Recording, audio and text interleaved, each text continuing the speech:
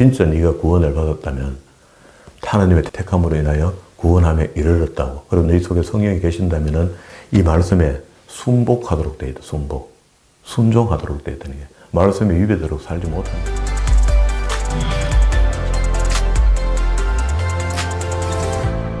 하나님께서 저와 여러분이 주시는 말씀은 잠언서 8장 1절 이하의 말씀을 통하여 잠언의 15가지 주제 서술을 보라 하신다는 말씀의 제목으로 하나님의 말씀이 전거될 때에 하나님의 목적, 하나님의 계획, 하나님의 뜻이 잘 들려져서 그 말씀에 순종할 때 주시는 참복을 마음껏 누리시는 저와 여러분 되기를 주의 이름으로 축원합니다. 잠언서 안에는 15가지의 주제가 있고요. 그 주제를 서술하는 이야기들을 계속해서 만들어냅니다. 지난 시간에 우리는 악인의 길을 가지 마라, 음녀를 멀리해라, 담보에서 벗어나라, 게으르지 말라, 또 하나님이 미워하시는 행위가 한 7개 된다. 그거 조심해라. 약식으로 이야기했지. 악을 미워하죠. 그리고 또 악한 계집을 조심해라. 이렇게 해서 물론 우리가 물리적으로 봤을 때 여자라고 볼 수가 있지만 그 여자 속에 들어가 있는 악한 영을 우리가 볼 수 있어야 되겠죠. 영적인 눈이 좀 넓혀져서 그런 부분들을 좀 인식하면 좋겠다. 그래야 우리가 덜 속습니다. 우리 마귀와 관계하고 살고 있다는 게 육신을 갖고 있잖아요. 있는 동안에는 마귀의 유혹이 계속 있거든요. 이기 때문에 그 영적인 부분들을 이해하지 않으면요, 마귀에게 많이 속게 됩니다. 결국 겉으로 보면 사람에게 속는 거죠. 그 사람 속에 역사하는 영을 우리가 볼 수 있으면 좋겠다. 그리고 오늘은 그 11번째 그 주제입니다. 지혜가 얼마나 탁월한가. 지혜가. 우리 말로만 예수 믿는 사람들은 하나님께서 주시는 지혜에 대해서 가깝고 피권이 있는 줄 아는데 그 중심에 하나님의 진리의 말씀 속에서 말씀이 말하는, 말씀이 우리에게 이야기하고 있는 지혜는 도대체 무엇인가. 이게 알아야지 또 추가로 살면서 이 땅에서 우리의 지혜를 얻을 수 있고 지혜를 행할 수 있고 그래야 되는 거죠. 이게 성경이 참 이렇게 얼마나 지혜롭게 기록되어 있는지, 하나님이 지혜의 본체이시니까 하나님 주시는 말씀을 우리가 알아듣지 못해 그렇지 얼마나 지혜로운지 몰라요. 8장 1절부터 9장 12절까지 안에 있는 이야기가 지혜에 대한 이야기거든요.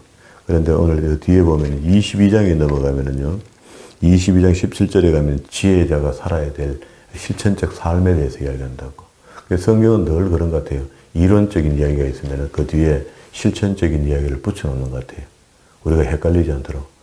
그러면 이런 이론적인 이야기를 충분히 우리가 들었을 때 그걸 가지고 어떻게 녹여서 내 삶 속에서 적용해서 살겠는가 하는 그런 이야기겠죠. 그래서 8장 1절부터 지혜가 얼마나 탁월하냐라고 이야기할 때 이론이 되는 것이고요. 아까 22장 17절부터 쭉 긴 이야기입니다. 주제가 이것도 한 30가지 정도 돼요. 36가지 정도 됩니다. 이래 되는 이야기들을 전부 다 실천적인 삶으로 우리에게 적용할 수 있도록 이렇게 기록해 놓은 거라. 그래서 이렇게 읽고 이렇게 읽어보면 더 선명하게 보인다. 그런 이야기입니다. 자, 우리 8장 1절로 왔습니다. 여기도 지혜가 부르지 아니하냐, 명찰이 소리 높이지 아니하냐 이렇게 했는데 지혜와 명찰이 같은 맥락으로 보고 지혜가 입이 있습니까? 다리가 있습니까? 손이 있습니까? 코가 있습니까? 그런데 이 문학적인 이제 기술이죠. 지혜라는 단어를 어인화식해서 사람에게 하는 말이죠. 그렇죠? 부릅니다, 지혜가. 오늘도 우리가 지혜가 우리의 부족한 우리에게 지혜를 어인화식해서 그가 우리를 가르치고 있다. 이게 하나님의 의도입니다. 그리고 5절에 보면 어리석은 자들아 너희는 명철할지니라 미련한 자들아 너희는 마음을 밝게 좀 해라. 그리고 좀 알아들어봐라. 미련한 자가 지혜의 말씀을 한다고 잘 알아듣겠습니까? 그게 힘들어요. 하나님이 지혜의 문을 여셔야 되는 것 같아요. 6절에 내가 가장 선한 것을 말하리라. 내 입술을 열어 정직을 내리라. 내 입은 진리를 말하며 내 입술은 악을 미워하느니라. 이건 내가 이렇게 전부 다 지혜죠, 지혜. 지혜가 의인화돼서 우리에게 지금 하시는 말씀이죠. 그런데 우리가 알고 봤더니 이 지혜라는 의인화시켜 놓는 이 단어가 하나님의 말씀이다. 그런 말입니다. 내 입의 말은 다 의로운 적, 그 가운데 굽은 것과 패역한 것이 없나니. 그리고 하나님의 지혜가 삐딱하다든가 이상한 걸 가리키면서 그걸 지혜다 하면 우리 영혼이 그걸 받아들이지 못합니다.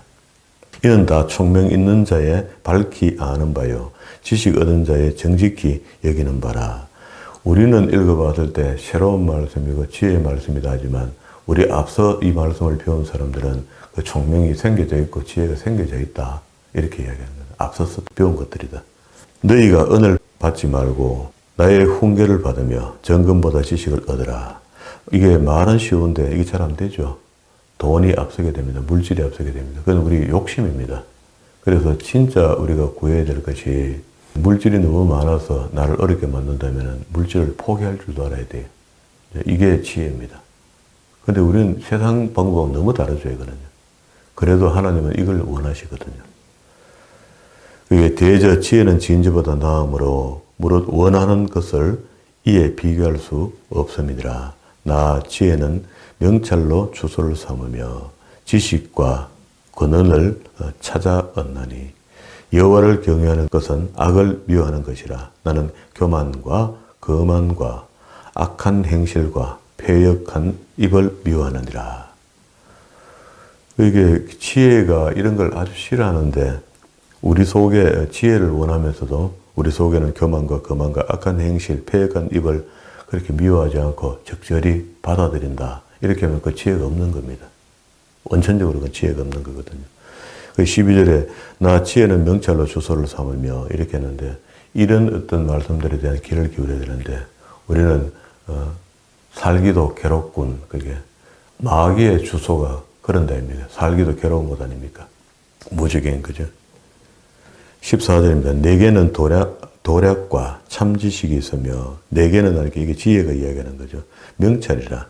내게 능력이 있으므로 나로 말미암아 왕들이 치리하며 방백들이 공의를 세우며 나로 말미암아 이 지혜를 이야기합니다. 재상과 존귀한 자 곧 세상의 모든 재판관들이 다스리느니라. 사사들이 일을 할 때 하나님이 주신 지혜로 이렇게 일을 하고 있는데 그런데도 네가 지혜를 필요 없다느냐. 17절 나를 사랑하는 자들이 나의 사랑을 입으며 나의 간절히 찾는 자가 나를 만날 것이라. 정말로 우리가 하나님의 은혜와 긍휼로 구원을 받았고 하나님이 우리가 배운 대로 성경에서 배운 대로 하나님이 이런 분이다라고 인식하고 있는 그런 게 우리 속에 있잖아요. 마음속에 있는데 진짜로 하나님을 간절히 찾아봤나 이렇게 질문하면은요 보이지 않아서 간절히는 못 찾아봤고 지금도 원하는 것은 기적과 이적입니다. 우리 믿음이라는 게 겨우 그 정도밖에 안 된다고. 이거는 예수님 당시에요. 바리새인과 사두개인들이 찾아와서 예수님에게 이야기합니다. 당신이 정말 하나님의 아들이거든 이적과 기적을 내놓으시오. 이렇게 이야기를 해요. 그때 그리스도께서 기적을 탁 내놨으면 이 사람들이 믿을까요? 바로 우상 만듭니다. 그리스도를요. 그런데 그렇게 하지 않고 내가 너희에게 보여줄 것은 요나의 기적밖에. 우리 마태복음 그렇게 이야기하죠. 우리도 역시 지금 똑같습니다. 우리가 원하는 것은 하나님 우리 교회에 이적과 기적을 내놔라 이렇게. 그래서 정말로 우리가 답답해지고 어려워지고 힘들어질 때 성경의 말씀이 진리여야 되고 이적이 되고 기적이 되어야 되는 거지. 그런 눈이 열려야 되는 거지. 지금 현실 속에서 그 별 떨어지면 뭐합니까? 태양이 잠시 멈추면 뭐합니까? 집사님 태양이 좀 멈추는 거하고 집사님 회사 잘 되는 거하고 아무 상관도 없습니다. 잠시 섰다가 가는 것. 그 전능하신 하나님에게 내 속에 진리의 지혜가 있다면은 지금 나를 간절히 찾는 자라 나를 만나게 된다 이렇게 이야기했습니다. 이게 하나님을 제대로 만나면은요 세상에 어떤 것도 이거 이적과 기적도 그걸 비교할 수 없거든요. 하나님 만난 기쁨이. 18절에 부귀가 내게 있고 장관 재물과 의도 그러하다. 내 열매는 금이나 정금보다 나으며 내 소득은 천금보다 낫다. 그런데 우리는 이걸 모르니까 하나님 기도할 때 하나님 만나주세요 하는 기도보다는 뭡니까? 재정을 풀어주시고 역사하시고 기적과 이적을 보여주시고 자꾸 이렇게 얘기하는 거예요. 하나님 만나면 다 끝나는 겁니다. 내 속에 성령으로 내주하고 계신다는 것을 내가 확실히 믿고 그의 음성의 데시벨, 그 리듬을 알고 있으면 다 끝난 겁니다, 사실. 나는 의로운 길로 행하며 공평한 길 가운데로 다니나니 이는 나를 사랑하는 자로 재물을 얻어서 그 곳간에 채우게 하려 함이라. 그게 이는 나를 사랑하는 자로 이렇게 하면서 결국 지혜가 우리에게 모든 것들을 공급해 줄 수 있는데 그보다 제일 중요한 것은 하나님을 우리가 간절히 찾을 수 있는 것도 지혜가 우리에게 알게 하는 거다. 이렇게 이야기합니다. 그러면 이제 여기 오늘 본문 8장 1절부터 지혜가 얼마나 탁월한데 이 정도 되는데 그럼 지혜를 우리가 어떻게 취급해야 되겠는가? 지혜라는 의인화시키는 이 지혜를 어떻게 취급해야 돼? 그래 뭘 좀 알아야지 지혜를 뭐 구하든지 말든지 하죠. 그 지혜가 그러면 언제부터 출발했나? 성경적으로는 이렇게 이야기해요. 지혜의 근원이 있다. 근원, 출발이 어디서부터 됐는가? 하나님이 천지를 창조한다. 이렇게 때 우리는 그때 하나님께서 성부, 성자, 성령으로만 말씀으로 천지를 창조하시고 아담과 하와를 만드시고 우리를 그걸 누리게 했고 뭐 이런 걸로 알고 있잖아, 창세기에서. 근데 여기 이야기하네. 태초부터 나도 있었다. 몰랐지. 이 지혜라는 의인화시키는 이 지혜가 그때 나도 있었다. 성부와 성자와 성령. 이게 사실은 반대로 얘기하면 성부, 성자, 성령이 전부 다 천지를 창조할 때 지혜로 창조하셨다는 거다. 지혜가 사람은 될 수 없고 신이 될 수도 없지만 하나님과 태초부터 처음부터 하나님의 지혜로 하나님의 천지를 창조하셨다. 이걸 인정해야 된다. 그러면은 지혜가 그렇게 중요한 것이면은 중요한 것이기 때문에 하나님께서 우리에게 있게 하시려는 거죠. 자, 보세요. 22절 보세요. 여호와께서 그 조화의 시작 곧 태초에 일하시기 전에 나를 가지셨으며 지혜라는 의인화시킨 지혜를 가지고 있었다. 만세전부터 상고부터 땅이 생기기 전부터 내가 세움을 입었나니 아직 바다가 생기지 아니하였고 큰 샘들이 있기 전에 내가 이미 났으며 누구? 지혜. 산이 세우심을 있기 전에 언덕이 생기기 전에 내가 이미 있었으며 하나님이 아직 땅도 들도 세상의 전토의 근원도 짓지 아니하였을 때에라. 그가 하늘을 지으시며 궁창의 해면에 두르실 때에 내가 거기 있었고 우리는 이런 거 모르잖아요. 그런데 그러면서 우리가 지혜를 홀대했던 것 같아요. 하나님의 사람이라 하면서. 하나님은 지혜를 이렇게 잘 활용했는데 그가 위로 구름 하늘을 견고하게 하시며 바다의 샘들을 힘있게 하시며 요즘은 저는 뭐 장마철이 되니까 이게 어제도 잠시 월드컵 경기장에 와서 잠시 앉았다고 왔는데 그게 팔공산 쪽으로 그게 보이거든요. 여기 스타디움에 가면요. 그게 보면 큰 무거운 구름이 그 팔공산 위에 턱 걸려 있다가요. 순식간에 쯤에서 보면 없어져요. 또 산이 싹 보여요. 보이다가 또 쯤에서 구름이 그 무게감이 있게 턱 드리워 있어요. 그 비거든요, 비. 물이라는 거잖아요. 이런 게 보이면서 야, 여전히 하나님께서 인간 세상을 관장하고 계시는구나. 오늘도 새벽에 잠시 이제 우리 새벽에 말씀 준비한다고 서재 있는데 비가 와르르 내리더니 또 금방 탁 그쳐요. 또 와르르 내리더니 또 그쳐요. 왔다 갔다 이렇게 쬐면서 이거 우르락 내리다가 그친단 말이에요. 왜 하나님이 애 많이 쓰시는구나. 구름을 막 보냈다가 걷었다가 보냈다가 걷었다가 어떤 장면을 보면 아름답게 보였다가 어떤 장면을 보면은 두려움도 있게 보이고요. 그게 하나님의 위엄이 그런 것 같아요. 하나님이 물 위에 걸으신다 할 때 수면이라는 단어를 쓰거든요. 수, 물 숫자, 면, 얼굴 면. 그 히브리어도 단어가 갈라져 있어요. 수면이 갈라져 있다고. 회막에서 하는 걸 갈라져 있다듯이 그렇게 갈라져 있거든요. 그러니까 물 위를 걸으신다 할 때, 수면을 걸으신다 할 때 하나님의 얼굴 이런 의미가 있어요. 그러면 물이 우리 인간의 한 70% 80% 되는 것처럼 결국 흙으로 지었는데 그 흙의 원자 속에서 결국 물이 없으면 흙이 안 되는가 봐요. 그러면 이제 비 오는 거 이런 것들은 굉장히 의미가 있는 거죠. 태풍이 지나가도 우리가 좀 수혜가 계산적으로 봤을 때 있는 것 같아도 수익이 훨씬 많습니다. 사람도 좀 때로는 죽고 제방도 무너지고 어려움이 있지만은 수익이 훨씬 더 많습니다. 그게 하나님의 요랑이 있는 거죠. 그게 위대한 거죠. 28절입니다. 그가 위로 구름 하늘을 견고하게 하시며 바다의 샘들을 힘있게 하시며 바다의 한계를 정하여 물로 명령을 거스르지 못하게 하시며 또 땅의 기초를 정하실 때에 내가 그 곁에 내가 누구?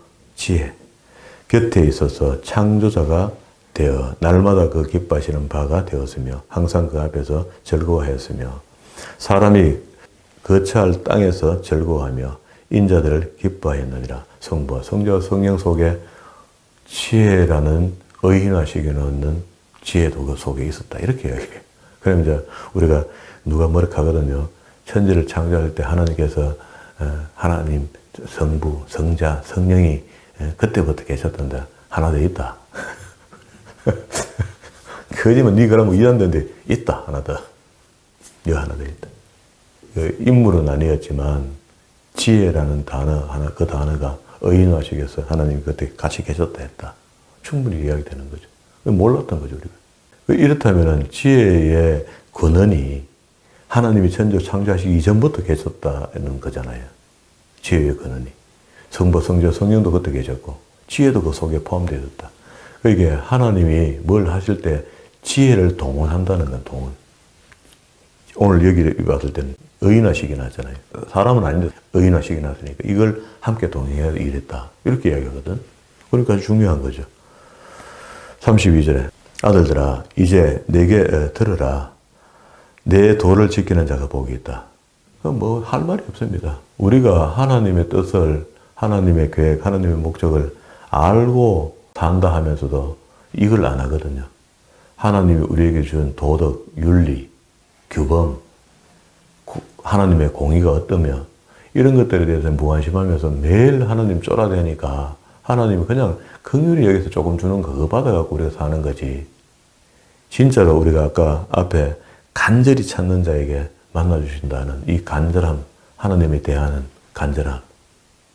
그게 예수님 누구고 성령님 누구고 하나님이 누구인데 이것도 구분이 안 되는데 뭘 간절히 구하겠어요. 그죠? 어디다가 구하겠어요? 이거 배워야 됩니다. 배워서 내가 인식하게 되고 내가 만나게 되는 거. 그 내게 지혜가 생겨서 그걸 구분할 수 있고 말이야. 알 수 있고.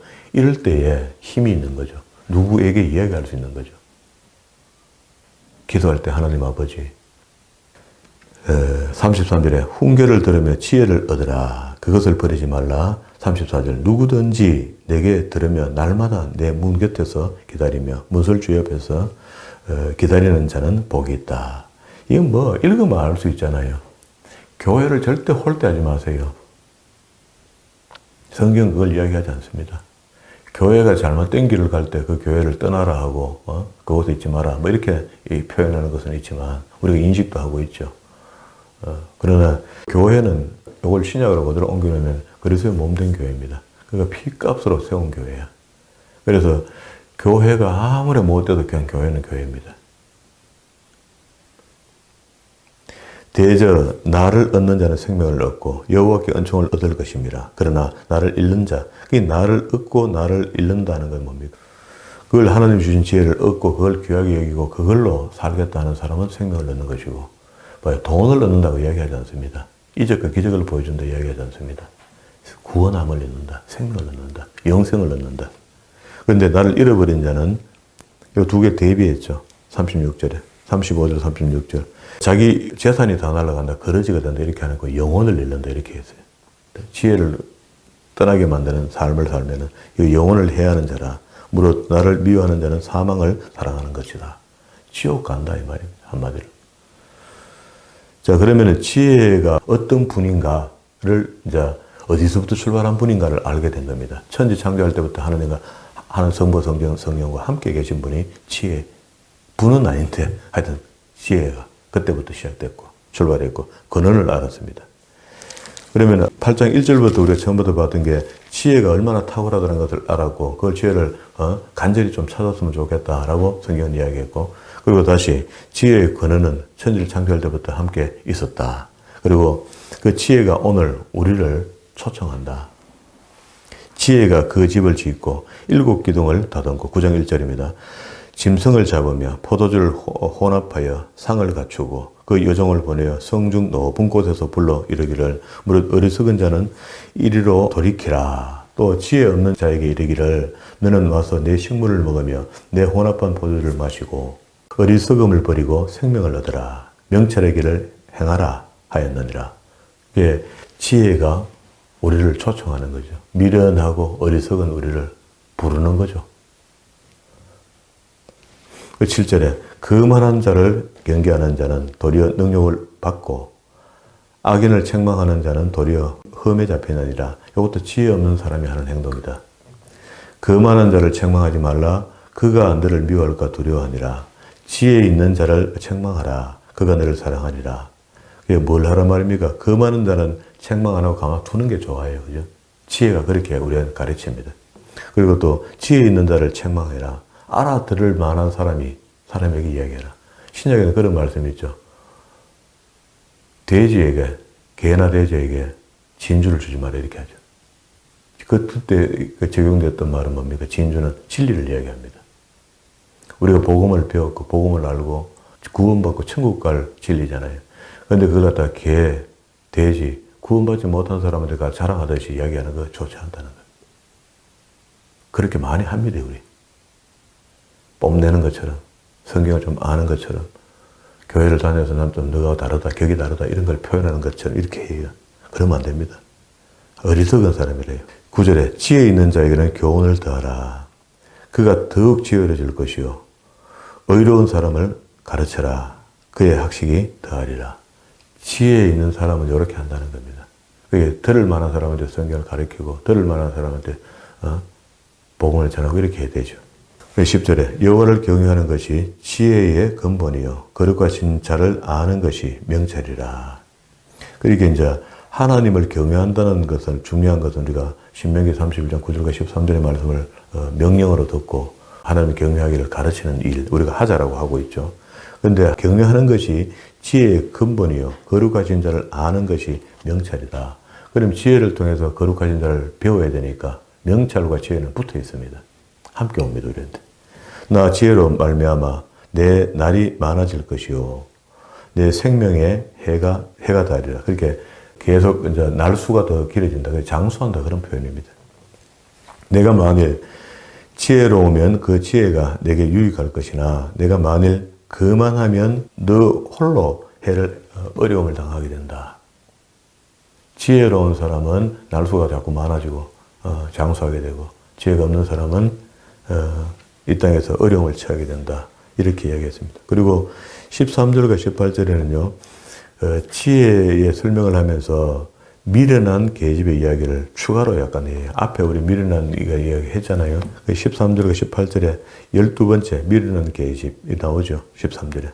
계집에 떠들며 어리석어서 아무것도 알지 못하고 자기 집 문에 앉아서 성읍 높은 곳에 있는 자리에 앉아서 자기 길을 바로 가는 행객을 불러 이르되 무릇 어리석은 자는 이르러 돌이키라. 또 지혜 없는 자에게 이르기를 도둑질한 물이 달고 몰래 먹는 떡이 맛있다 하는도다. 그러니까 그 말 맞다. 지혜가 없어서 그래 해. 오직 어리석은 자는 죽은 자가 그의 곳에 있는 것과 그의 객들이 음부 깊은 곳에 있는 것을 알지 못하는데 우리는 알죠. 이제 이렇게 물으면 아는데 평소에는 막 에라 모르겠다고 사는 경우가 많죠. 24시간 다 이걸 인식하고 살아야 됩니다. 지혜자로 살아야 되는 거죠. 그러니까 요 지혜를 이야기하면서도 12번째 주제를 내놨는데 미련한 계집이 떠들면서 하는 말을 우리가 들은 거죠. 지혜를 가져라 이 말입니다. 지혜에 대한 이론적인 이야기를 8장 1절부터 9장 18절까지 이렇게 정리했습니다. 그럼 이제 이 지혜의 이론을 가지고 실천적인 지혜는 어떻게 될 것인가? 다음 22장 17절에 가면 이제 지혜를 적용해서 살아가는 것들에 대해서 아주 세세하게 이야기하거든요. 그걸 이제 정리하면은 이론과 실천이 맞아되니까 우리가 그걸 듣고 행함으로 옮기면 되겠죠. 성경이 다 이렇습니다. 구약의 율법이 오경 속에 들어있고 그 오경에 있는 말씀들을 역사서 속에서 행하고 있는 거죠. 행함에 대한 결과를 하나님 물으시는 거죠. 신약에서 사복음 속에 그리스도께서 오셔서 산상수훈을 중심으로 율법을 재해석해서 우리에게 이론적으로 주시면서 실천적인 삶을 사도들에게 요구했죠. 그러니까 모든 교회에 이렇게 사는 것이 거룩한 성도의 삶이라 이렇게 이야기를 가르쳐 줬죠. 가르쳐 줬는데 이걸 사느냐 못 사느냐 이런 이야기입니다. 살면은 천국, 못 살면은 지옥. 근데 이게 이제 예수 그리스도를 믿음으로 구원받았는데 와 목사님은 행위구원을 이야기합니까? 행위구원 이야기하는 거 아니죠. 내 구원을 네가 구원받은 사람인지 아닌지를 성경적으로 네 스스로 확인해 봐라는 겁니다. 진짜 네가 구원을 받았다면 하나님의 택함으로 인하여 구원함에 이르렀다고. 그리고 네 속에 성령이 계신다면 이 말씀에 순복하도록 되어 있다. 순복. 순종하도록 되어 있다는 게 말씀에 위배되도록 살지 못합니다. 물론 왔다 갔다 하다가 마지막에 순종해가 부끄러운 구원에도 받을는지 몰라도 우리 삶 속에서 성화의 삶이 성경적으로 이대로 나와야 됩니다. 나와야 돼. 이걸로 구원받는 게 아니고 예수 그리스도를 믿음으로 구원받았으니까 이 구원 후에 우리의 거룩한 삶이 성경 안에 있는 성화의 삶으로 나타나져야 된다는 겁니다. 이게 우리 구원을 표현하는 거거든요. 만약 이게 안 되면은 예수가 노력해 봐야 됩니다. 내가 정말 내 처음 시작했던 그 구원이 예수를 믿는다고 했던 그 말이 내 속에 정말 성령께서 그를 감동과 감화와 회개를 통해서 이루어진 것인지 아니면은 남이 하니까 나도 따라 했는 건지 걸음지고 장애 간다 하죠. 그렇게 와가 내가 하고 있는지 이 고민 정도 한다면 이미 그 사람 구원받은 사람 맞습니다. 이 정도 고민하면은요. 그런데 대개는 교회 왔으니까 일단 누가 교회에서 너무 가볍게 가르쳐 놨잖아요. 예수 믿으면 구원받으니까 끝났다. 걱정하지 마. 이렇게 우리 그리스도를 가르쳤기 때문에 지금은 전부 다 믿음이 이상한 믿음이 되어버린 거죠. 그러게 교회가 지금 이 모양이 된 거죠. 그게 무단히 교회가 이 모양이 됐다 제가 이야기하는 게 아니거든요. 그게 성경이 말씀이 말씀되지 못하니까 교회가 교회되지 못한 거죠. 상황이 이래 됐습니다. 그러게 우리라도 딴 사람 놔두고 우리가 아니고 나라도 구원함을 입었으니까 그리스도를 믿고 구원함을 입었으니까 이제 하나님이 우리에게 주신 말씀 그리스도께서 우리에게 주신 말씀 딱 같은 한 분이잖아요. 성삼위일체가 하나니까 이 말씀대로 우리가 이 땅에서 사는 연습이 천국 가는 준비하는 겁니다. 구원받았으니까 하라는 겁니다. 구원 안 받았으면 하지 마. 안 따라해도 돼. 구원도 안 되는데 뭐 하려고 성령 따라해. 이렇게 정리를 해보면은 내 속에 성령이 있으면은요 하나님의 말씀에 순종할 수 있도록 작동되는 뭐가 있다는 겁니다. 오늘은 지혜를 배웠으니까 이것이 우리에게 지혜가 되고 천지를 창조할 때 이미 지혜도 그와 함께 있었다는 것이 오늘 우리가 알게 된 거잖아요. 그러면은 우리가 지혜 없이 하나님을 안다 어렵습니다. 성령께서 우리에게 지혜의 문을 열어주셔서 하나님을 더 강하게 인식하고 하나님을 어떻게 섬겨야 될 것인가 우리가 어떻게 거룩한 삶을 살 것인가 어떻게 성경적 삶을 살아갈 것인가를 이제 알게 됐으니까 그 삶을 살아서 이 땅에 있는 동안에는 하나님의 영광의 도구가 되고 마지막 날에는 천국 백성이 되어서 모든 믿음의 성도들과 하나님을 찬미하는 그 자리에 반드시 들어가는 그런 믿음의 사람들이 다 되기를 주의 이름으로 축원합니다.